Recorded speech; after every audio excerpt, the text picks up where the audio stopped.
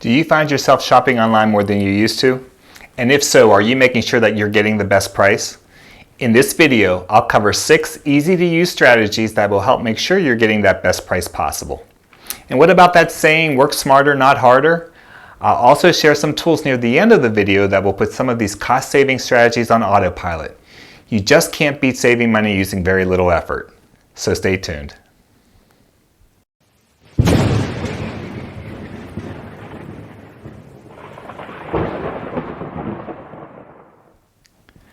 Welcome to Healthy, Wealthy, and Wise, where we talk about little things that can lead to big improvements in our financial and physical health.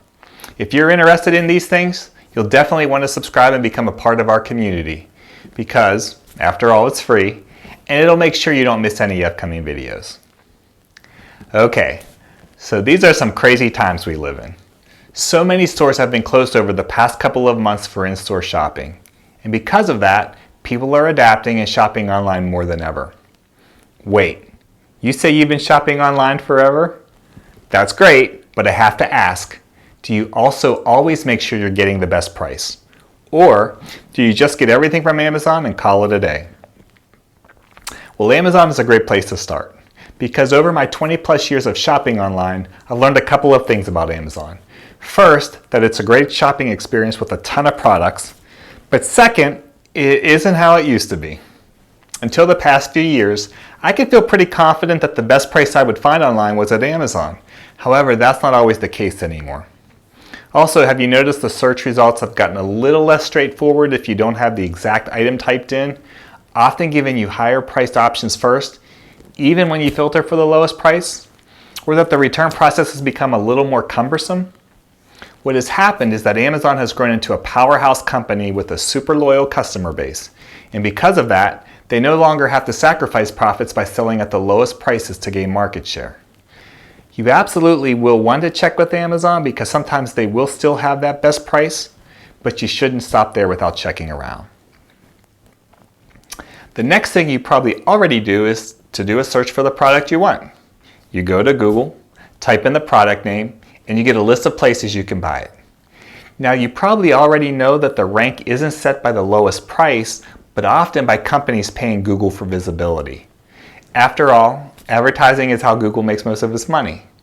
A step that can sometimes be helpful is when the search results come up, you can go right below the search box and hit the shopping filter, which will then allow you to sort from low to high, while always wanting to consider the shipping costs as well.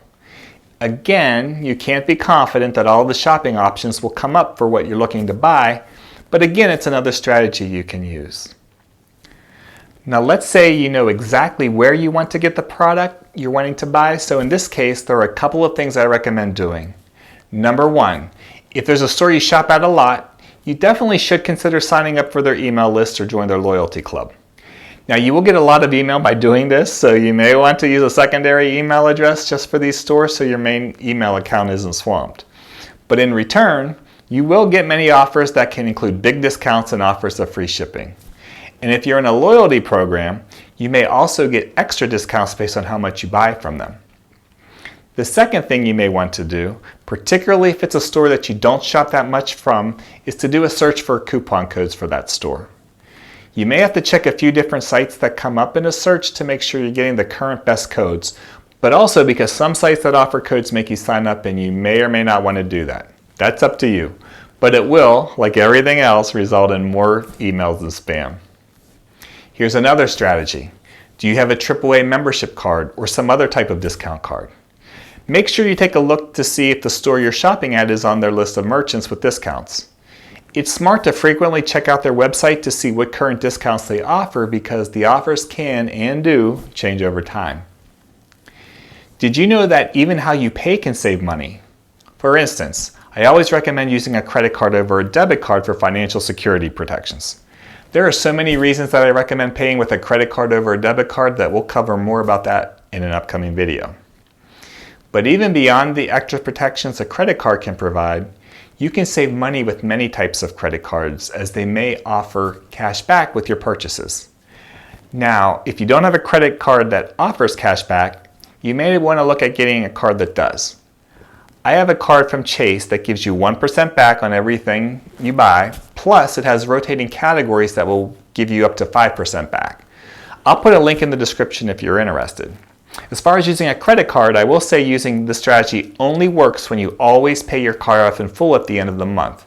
Because let's say you get anywhere from 1 to 5% cash back, those savings can easily be erased by any finance charges you incur because you didn't pay off the balance in full. And this will cost you much more for the product in the long run. Another payment option is using a gift card. Now, using a gift card in general doesn't save money and has some risks, primarily if you misplaced it, so you want to protect the card closely. But you often can get a gift card at a discount. You will see this a lot at grocery stores or big department stores, or again through a credit card promotion where they may offer you $5 off a $50 gift card from a certain retailer. A popular program at many grocery store chains is to offer you extra money off of fuel through their fuel discount programs when you buy groceries or gift cards from them. There are also some online gift card trading sites that you could check out. However, I've not personally used them and would just recommend caution if you choose to do that. If you have used one of these sites and had a good experience, please share in the comments. So those are the 6 main strategies I use every time I shop for something online. To keep this video from getting too long, I'll talk more in depth about these and other tips in upcoming videos. But I did promise you that I would share some tools that use some of these strategies automatically for you, saving you time, effort, and money. And in the spirit of this channel, these tools are all free to use. So what are they? Well, they are extensions that can be added to your computer's Chrome browser. Some of these require you to use either a desktop or laptop to fully integrate into Chrome, whereas on mobile devices you may have to download an app. But these tools can do 2 of the main strategies above for you: comparing prices between different stores, and also to automatically try and find a coupon code that gives you the best savings. How awesome is that? Now, from my experience, they're not perfect, as they don't all work on every website. But if one of the extensions don't work, then the odds are decent that another one might. So I have 4 of the most popular extensions always on when I'm shopping. If you've never used these before, I would definitely check them out. The ones I currently use are from Honey, Invisible Hand, Retail Me Not, and Price Blink. Again, it's pretty cool in how they work behind the scenes. Keep in mind that they do tend to work better on the bigger well-known sites as compared to the smaller mom and pop sites. What I've personally found is that they are better for finding coupon codes versus comparison with other stores, but they can often help you get a lower price and save a lot of time from you searching yourself. Alright, so now you have some basic, easy to use tools to help you shop smarter and save more. I hope you found this video helpful, and if you did, please hit that like button, share with your friends and family, and subscribe to the channel. I also would love for you to comment on a strategy that you've used that I didn't cover so that we can all learn from each other on how to take little, easy steps in making big improvements in our lives. Thank you again for watching, and until next time, have a great day.